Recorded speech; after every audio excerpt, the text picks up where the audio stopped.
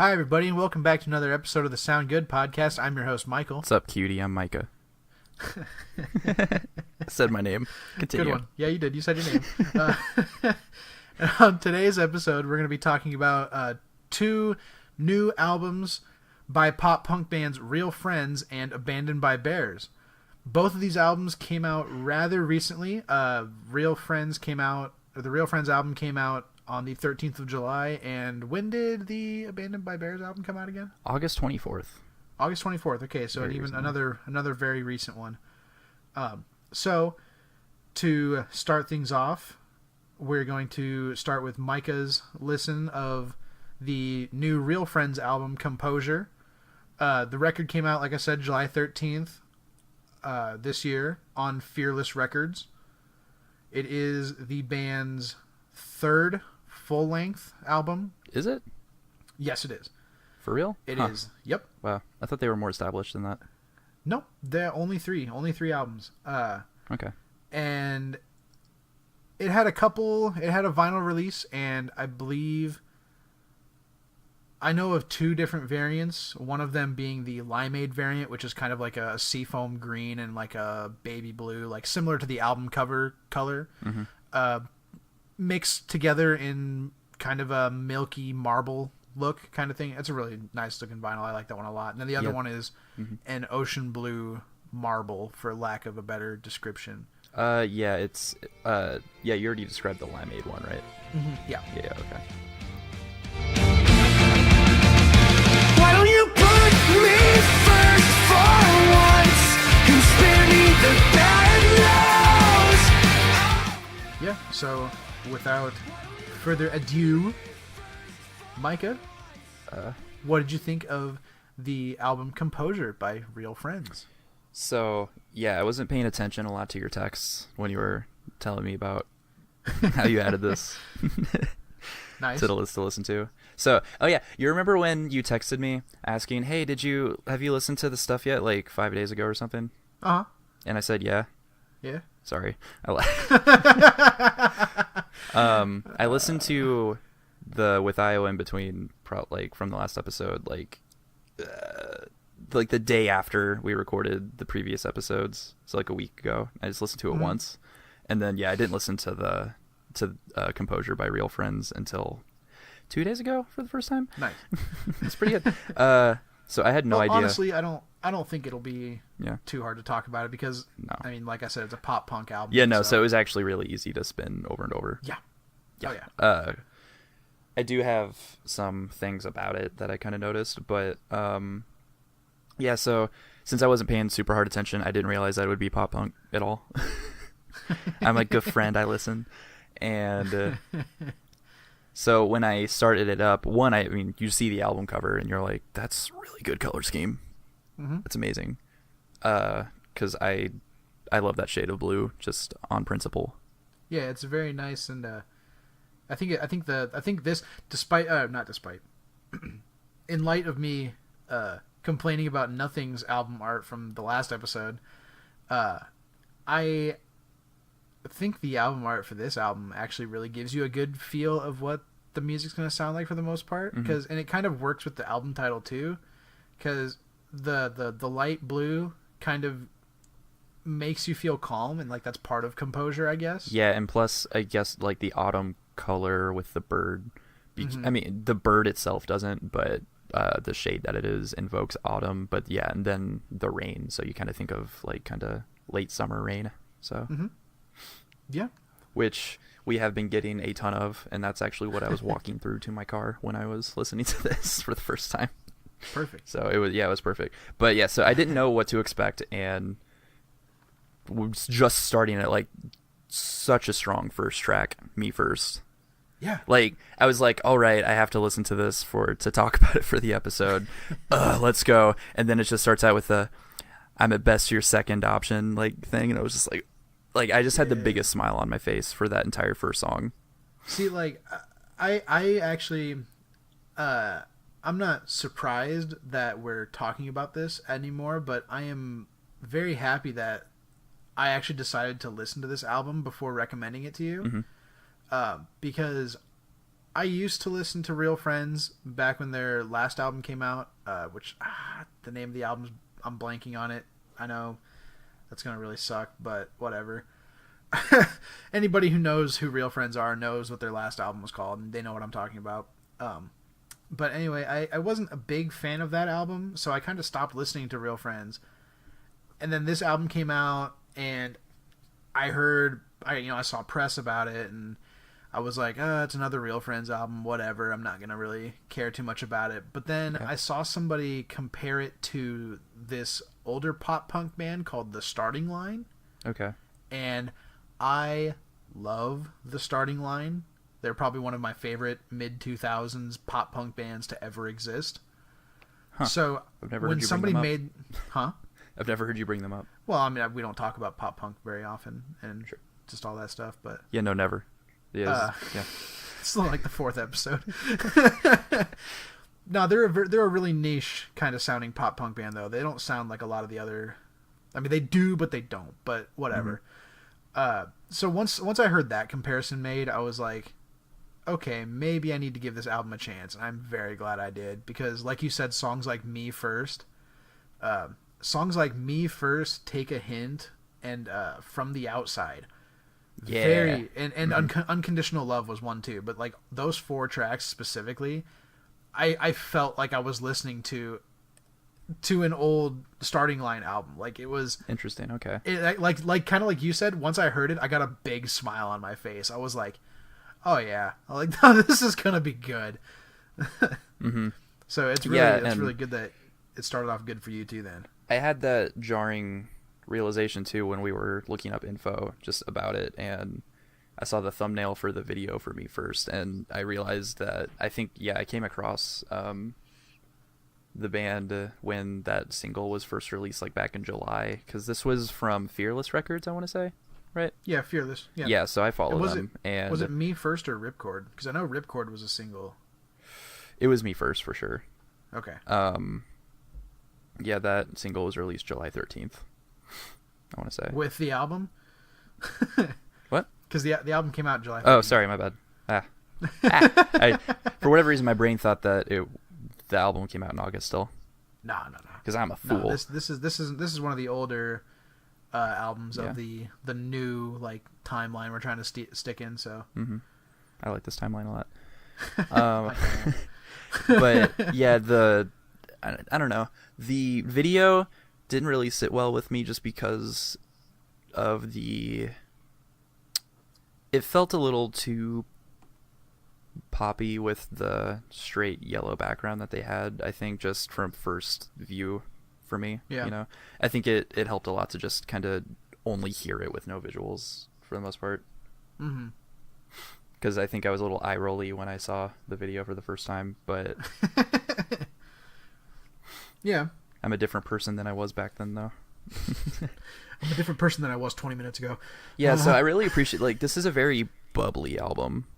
It is. It's very, despite, like, the lyrical content and there's a very good juxtaposition titles, of that. Yeah. Yeah, it's a very upbeat sounding album. And there's a lot of lyrics that are just paraphrasing, I'm fine on the outside, you know?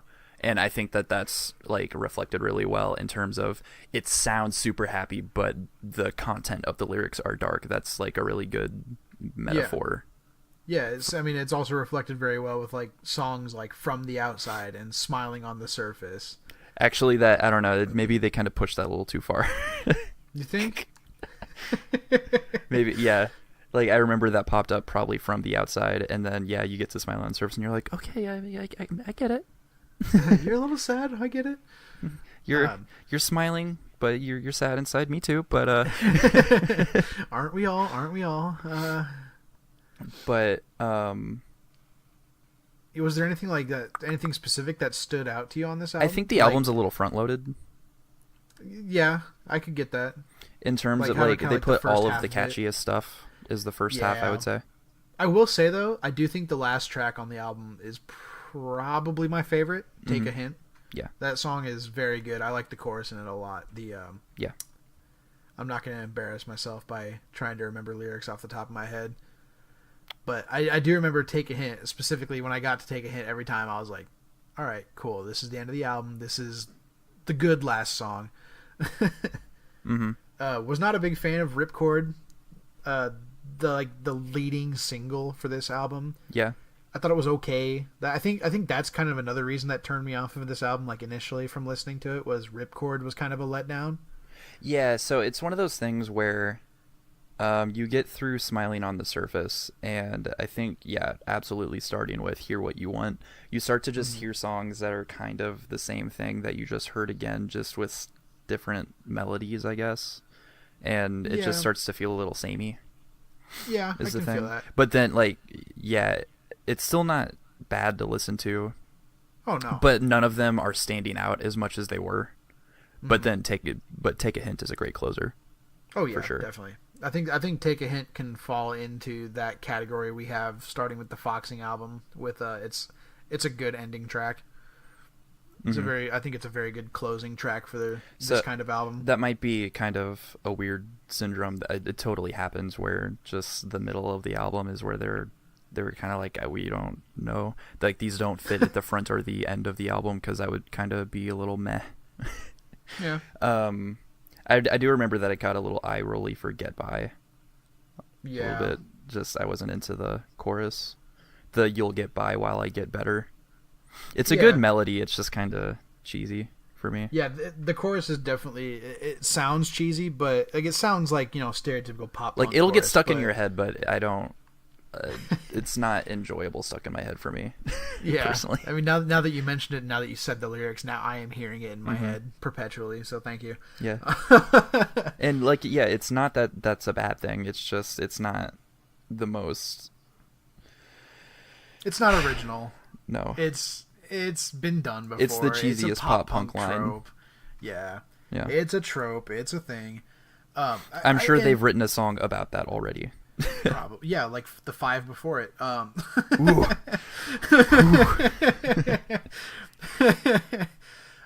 No, I mean, I just think that's words. kind of a. Is it though? I just think that's kind of a trope with pop punk and like this kind of stuff. Is like, I'm sad. Realize I am sad. Girls. Girls make me sad. And like because of that, I feel like the album kind of suffers in that aspect, or it's not like a great album in my opinion, but it's definitely the best Real Friends album in my opinion. But it is. Oh, really? It is more. It's way more poppy in my opinion than the last album, and like you said, it does. I think it does follow a lot more of those tropes more. Than in the previous album or two. So I think that's why it sounds more poppy and that's why it sounds more accessible, but I do think it suffers a little bit as a whole on that. Like I would probably give this album like a 6.5, 7 out of 10. Okay. That's fair. Yeah, I would probably go either 7 or 8. Yeah, like it's not great, but it's a little bit above average. I would definitely come back for the first 4 tracks. Yeah. And then skip 6 songs and listen to Take a Hint. And I'm willing to look into their previous stuff to find other songs. Like, I would love it if there was a full album that I enjoyed, but I would absolutely go back and just try to find other songs that I enjoyed. Yeah, I mean, it's like I said, their last album's not terrible. It's just I kind of got. I fell into the more emo phase after that, and started listening to like just more straight up emo bands, because I found out about these guys originally through like an emo song. Like I used some song on Spotify and made a playlist out of it, or a radio or whatever the hell they do on that stupid app, and it threw me a Real Friends song, and I was like, oh, this is okay. It kind of reminds me of Grown Ups. This is okay. So, yeah. I just remembered. Is this an album I remember too, because I knew that there was a intro riff that I get it. I just don't like it. I don't like the intro riff to Ripcord. Yeah. That open string, like, kind of thing going on, I don't know how to describe it. Yeah. It's really tough, but I could easily see myself having fun playing that, but I don't like the sound of it. Yeah. For me personally. It might be one of those things where it's more fun to play than more fun to make, or more fun to listen to, I guess. Yeah. More fun making, less I don't fun feel listening. like it's such a jarring difference. And I guess I can appreciate that. It's pretty different from the whole album, but I think it doesn't really fit the consistency of the album, maybe. Right. From the Outside probably has like the strongest chorus to me. Mm-hmm. For sure. That's fair. So yeah, either Me First or From the Outside would be my picks for like the best song. But I guess, and you really like Take a Hint. Yeah. Cool. We can go with Me First. That's cool. I mean, Me First would be the most identifiable single and like most approachable, I would say. Yeah, Maybe. probably. It has like, because it has a really good verse rhythm to it.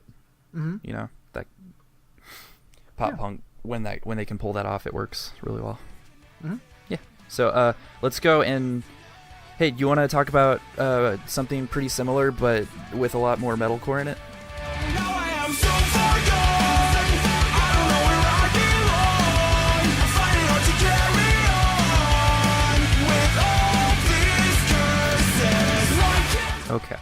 So I actually was just checking my new release notifications just on a Friday, and this came up again. I get nothing but recommendations based on liking Capstan. I don't understand why. Because a lot of these bands don't. Because I know Capstan is a lot more. I forget. Were they pop punky and they got proggy, right? Yes. Not the other way around. They were pop punk with some prog elements. Okay. Like they were kind of like this style of pop punk. Okay. The more like metalcore style of pop punk, and then they became like a full-on prog band, and that's cool. So yeah, I feel like maybe it's just because they were established as a kind of heavier pop punk thing first, but yeah, I just get all these really weird, like Google's just like, hey, I mean, you like Capstan, right? And it's like, you're kind of making some leaps there, dude. But yeah, I came across this the day it came out and listened to it. It was really cool. This is the second full-length album from Swedish band called Abandoned by Bears. Their first album was just self-titled, but And then what's this album called? this album is called Headstorm. Okay. Which I don't. It didn't occur to me that, I guess it doesn't look like there's a storm, but the album cover is just a picture of a head with an ocean. I mean, there's lightning, dog. That didn't make sense to me. You can see that, the lightning in the clouds. This was released on Victory Records on August 24th, and apparently previously, like for their first album, they could release that completely independently. So this was the first album that they actually had a producer in a studio. Like oh, cool. So it was the first time that they label didn't release, too. mix it themselves, basically. Oh, cool. Hell yeah. And then So I know that generally this didn't have a vinyl release either, No, it right? did We not. talked about that. Yeah. No, they That just sucks. got the like t-shirt treatment. Yeah, the T-shirt, and they for have the most part. CDs, I believe, too. And I think that's it's just because they're a relatively new band, so the label Yeah. probably didn't want to commit too much to that. I That's think fair. they're gonna go places though. Oh yeah, I can definitely see this. They've showed this off a ton of band picking potential. up. I mean, honestly, before you even told me about this band, like people in my band were telling me like, "Yo, have you heard about the new Abandoned by Bears album?" And I was just like, "That's really weird that you say that." So, what was I gonna? Do you just want me to start? Just go ahead and Well, rattle so off my for shit, the or- most part, this isn't a genre that you are 100% into, right? No. Okay, so I was surprised when you were is- telling me that yeah. you were actually liking it. So do you want to if you want to lead into that? So my well- thing with pop punk is that I have a very set in my mind way of what pop punk should be and what it should sound like. Yeah.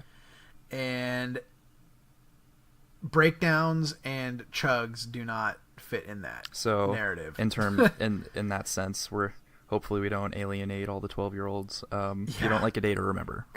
No, I hate A Day to Remember, dude. Okay. I cannot stand that fucking I band. enjoy it. There are sometimes food for me. I just, man, I mean, I like their older, like, regular pop punky stuff, but I don't know. You have they're fair they're metalcore criticisms. now. They are not pop punk anymore, and I hate that they're parading around like they're pop punk. But whatever. I'm not going to spend the time I should be talking about this good band talking about a bad band. So, Well, I do. I don't know. I'd like to analyze a little, like just for a second at some point. No, like, that's fine. What I'm just saying what these guys are doing differently that is better. That's, you know? yeah. That's what I'm saying. That's Is if I keep talking about A Day to Remember, I'll just go off on a tangent, and that'll be good for only me. So these guys are similar in the sense where they are pop punk, and they also have breakdowns. They also have chugs and stuff like that, like the really chuggy A Day to Remember style breakdowns. But I feel like Abandoned by Bears does more standard pop punk than other bands that try to do it this way. Yep. And so, yeah, you made the point a while ago when you were like, I was kind of gushing because I've enjoyed the most recent A Day to Remember albums, but that's just, that's me. And you made a good point that I agree with, where they don't mix them well at all. What they typically do is they go to either too far to one side or the other. They don't seem to know how to meld the two. So like you'll have a track that's almost entirely metalcore, and then the next song is just like a pop punk ballad out of nowhere. Like, and it's like not nice to go between. Like, it'd be nicer if it was a single song that incorporated elements well. And that's the thing too, is like I have no problem. They don't seem to know if they want to decide. Yeah, I have no problem with the metalcore influences in pop punk if it's mixed in well.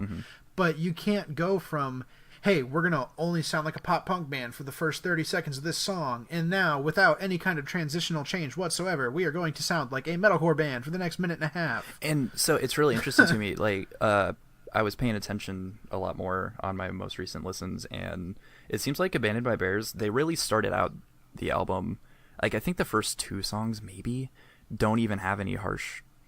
Maybe they have some harsher singing, but they don't have chugs at all. Like, they actually ease you into that idea. Yeah, can I just say, starting off with this album opens so strongly. Yeah. In my opinion, So Far Gone is like one of the best opening tracks I have ever heard from a pop punk album, like ever. Like I can't think of any off the top of my head that would top that. Like, it's just so good. Like it's so good at getting you in the energy of what the rest of the album is going to be like, because this album starts and it doesn't stop. Nope. And like, it just gets progressively heavier as the tracks go on. Yes, and exactly. Like it starts with So Far Gone. You're like, oh yeah, this is a pretty rad, just straight up pop punk song. And then Headstorm is like, oh yeah, this is a pretty rad pop punk song. And then there's like a little bit of chugging, and you're like, oh okay, nice. Okay, what's next? And then by the time you get to like Blurry Vision, I think is Blurry Vision the song they have blast beats on, or is that no? It's only Grayscale. Yeah, Grayscale. Yeah, that's right. Because Grayscale, the last song on the album, just randomly out of nowhere, just back and forth blast beats. Grayscale almost becomes like a prog metal song. Oh, it's definitely a prog metal. Like, there's so many at that point. Like ideas thrown at you, and like actually some really cool instrumental. Like there's a like a minute long instrumental intro. Mm-hmm. It starts out with like some ambient noise with like just some single piano strokes, and you're like, oh, whoa. Like, yeah, I think Grayscale is like the point in the album where everyone was just like, hey, can we just write a prog metal song? And everyone else was just like, yeah, fuck it. That's the track where that I was kind of basing they have a lot of potential, and I think that they're going to go places. Like, I'm really excited to see what they come up with next, if they go more that direction. Like, honestly, if they just straight up pulled a capstan and like their next album was just all songs like Grayscale, I'd be fine with it. Yeah. It'd be okay. But yeah, no, like these guys, like they stick to form very well in terms of genre. They stay within their genre very well. Yeah. Like I mentioned, the chugs are very well placed. They're not. They're like, flavor text, not. They're flavor text is a good way to put it. They're not overbearing. They're never the main. There's a purpose. They're never the main melody of a song. Right. Like, every song has its own unique melody and sound to it, and then there just happens to be a breakdown and chugs in there. Because I don't know, someone made me think of song structure recently, so I thought that I'd actually pay attention and see where the choruses and verses start and end and stuff. And I think one of the only complaints I can think of is that they constantly just do like the like kind of A B A C B kind of method, You know, where it's like a second verse, verse, chorus, and verse, then verse, chorus. yeah, and then like a totally Yeah. different idea, and then they end on the chorus again. So that's because that's awesome. I love that, but that's what they do for every song. Yeah, I think that's the only that thing. could probably be a little tiring. If you I personally never if you fell notice into it. that thought process, but yeah, like I didn't notice it at all. Yeah. But That's yeah, I mean- really smart because it's always after that second chorus and your brain's kind of expecting, or after the second verse and your brain's expecting the chorus again, it's always amazing to hear just a totally different right, melody come up. right. But I do want to give a yeah. lot of credit to the guitarist because there's a lot of really, really interesting things that he does. There like is. Strangers has probably my favorite intro riff. Mm-hmm. It's like the I'm not gonna try to. Fuck, dude. Every single like Come on, I'm we need so soundboard poised and material. We ready. need soundboard material. I'm always so poised and ready, and then the second I'm like, oh no, let's actually add another person. I can't do this. I do remember that. I can't. Okay, maybe I don't remember. One of these tracks has a really cool use of delay pedal. Also, Yeah, it's been a few days. it may since I have listened to it, been honestly. maybe not Outrun Reality. Outrun Reality is also great because it's like just a pure kind of ballady song. Mm-hmm. That's like the entirely slow one. I think it picks up towards the end, but not too much. Yeah, But yeah, this is mean, a really it's yeah. relatively Overall, short. I think it's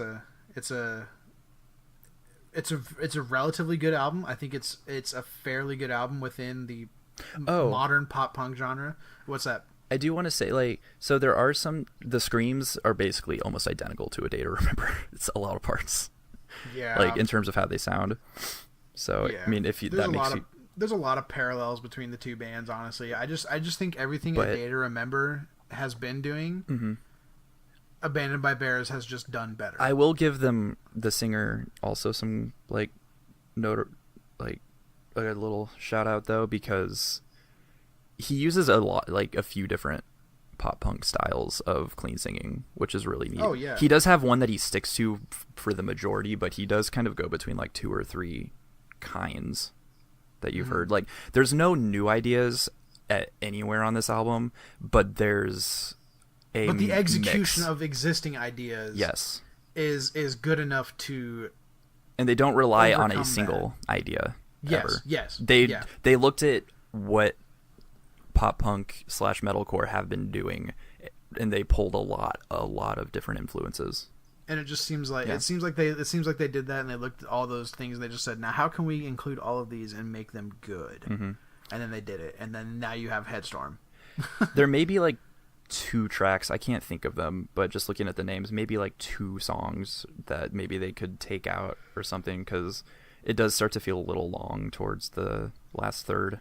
I think Borderline and Held Against You are like I don't remember those. the 2 tracks I don't remember at Yeah. all. I was gonna say Stepping Stones, but I remember I think I remember liking that track a lot. So. Yeah, I remember I was kind of like skimming, and I went to Fervor, and I was like, yeah, I don't really remember that one, but then I heard the opening, and I was like, oh wait, no, I love that. Oh yeah. The lyrics in Fervor, like they do kind of fall into the lyrics are sometimes a little meh. Yeah, the trope of Super. meh pop punk Yeah, like lyrics. Fervor is the one that made me roll my eyes because it's ignite this fire, you're all that I desire. It's like, but so it made me mad because Hey man, it's better than You'll Get By While I Get Better. like it made me roll my eyes, and I was like, ugh, I'm gonna have to like think of how much I don't like this song. But then the instruments, like it has some of the coolest instruments in it, and I was just like, no, but the lyrics, damn it. So No, I mean it's perfectly fine if certain aspects overshadow other Yeah, not absolutely. as good aspects. Like that I think is just a natural thing in music. Like you can't. I think it's actually it was impossible to Fervor, have, yeah, that had was the it Fervor? delay pedal. Okay. Yeah. I just think it's impossible to have any song where you're like everybody is perfect. Like there's nothing bad. Yeah. I will I say think that's impossible. The bassist doesn't really get a lot. There's like one song where he gets like a single moment, but for the most part he just kind of follows the rhythm guitar. Was this the album that you said the bass had a bass solo in at one point, or? I wouldn't call it a solo. I would just say a standout, like kind of pop Was it- punky moment where he's just kind of alternate stroking Oh, okay. just through okay. some kind of I standard just riff. couldn't remember if this was the one you mentioned on where the bass was really low and then you only heard it during this one thing or what. But that might have been No, that was Nearer My God. That's right. That was a couple episodes ago. Yeah, that was a bad album. I'm joking. That's mean. Yeah, I don't know that there's much else to really talk about. Yeah, there's not really. It's a very well done modern. I'm gonna keep calling this kind of pop punk modern pop punk. That's fair. Because this seems to be what every pop punk band aspires to be, is like modern, like moderate pop punk influences and then just metalcore. So I'm gonna call this album like modern pop punk. But I do think it is one of the better albums currently in the pop punk genre that has come out within the past few years, especially for an up and coming band. For an up and coming band, a relatively unknown band from Sweden. Mm-hmm. And it's the album. The full album sits at like 38.5 minutes. So yeah, so it's not too long. It's 11 tracks, 38 minutes. Every song's about 4 minutes ish. You know, it's a pretty solid album. I would definitely listen to it again. Probably will once I remember to. I mean that's a pretty easy statement to make. Yeah. I know. If I remember to listen, I'll listen to it. Fucking dude. No, I will probably listen to this album again. I could see myself listening to it again for sure. I would definitely recommend it. I would probably put this one about a 7.5 or an 8, a little bit higher than the Real Friends album. So yeah, absolutely, I would say so. Yeah. Okay. All right. What are we going to talk about next week? I don't know. I haven't made that list. What are we going to talk about next week? I don't know. It's not in the list yet. I don't know. Whatever. What is Bandcamp? What is it going to Yeah, I don't know. What has Bandcamp got for me? What's my Bandcamp overlord? You disregard the consequences, always seem to shift the blame. You burn the bridge and then I build it. Seems you're good at hiding. All right, everybody. That does it for another episode of the Sound Good podcast. I hope you enjoyed our talks about the albums. Make sure to subscribe on YouTube and wherever you listen to podcasts. We're on iTunes and Google Play. Make sure to follow us on Twitter at @SoundsGoodPod. Give us a like on Facebook, and we'll see you next week. Why don't you